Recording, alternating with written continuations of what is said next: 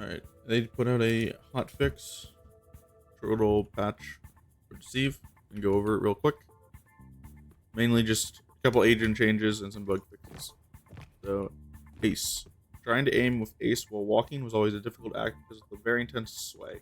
You're changing this animation to make aiming more stable while on the move.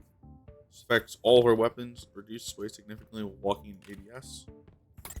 Still enough, I think, to make you miss, which is good because you shouldn't be perfectly accurate when you're walking because the maker, I think, incredibly strong. He's already a good character, but it's a nice buff for people who are more active.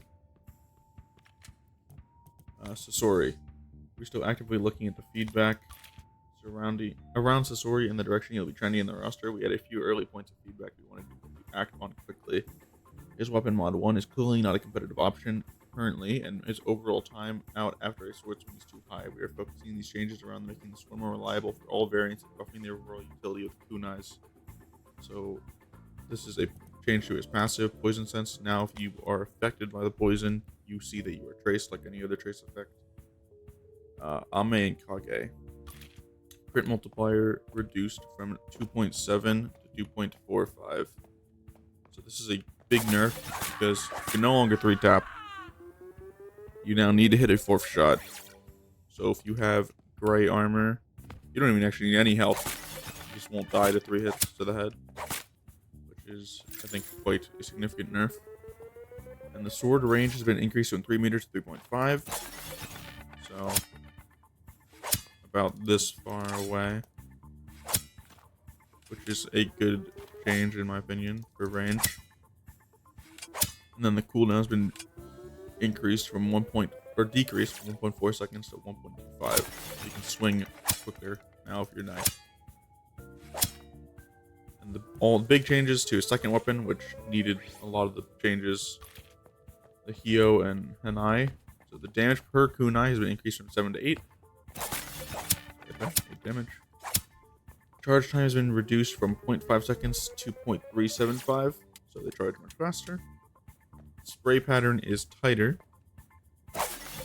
much tighter, so you are actually, if you're close, you are quite accurate, and even far away, not too bad right there, you can see. So, it's a better pattern, you can start using them at range now, at least decently.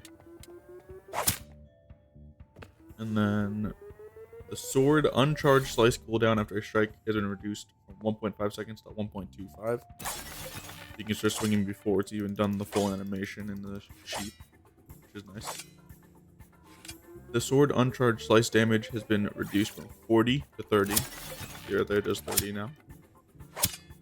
Sword charging time has been reduced from 1.9 seconds to 1.7.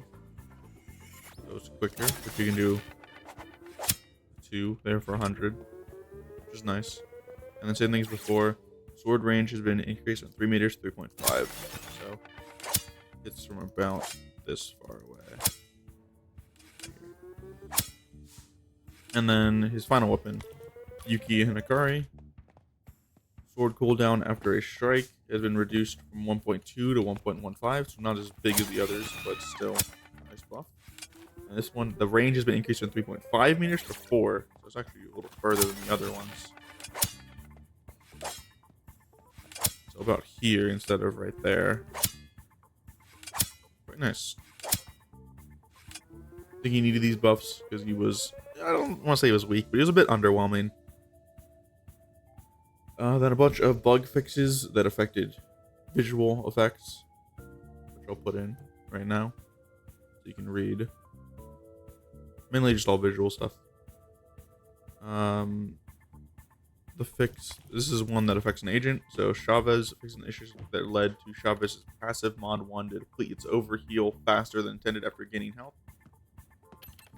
So this one is actually feels much better. This can be placebo, but it feels like you have it for much longer than before.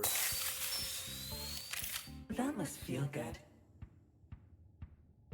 And then it starts decaying. So that's quite a bit of time. It didn't feel like it was that long before, so it seems like it'd be quite competitive now. And then a bunch of sorry bug fixes.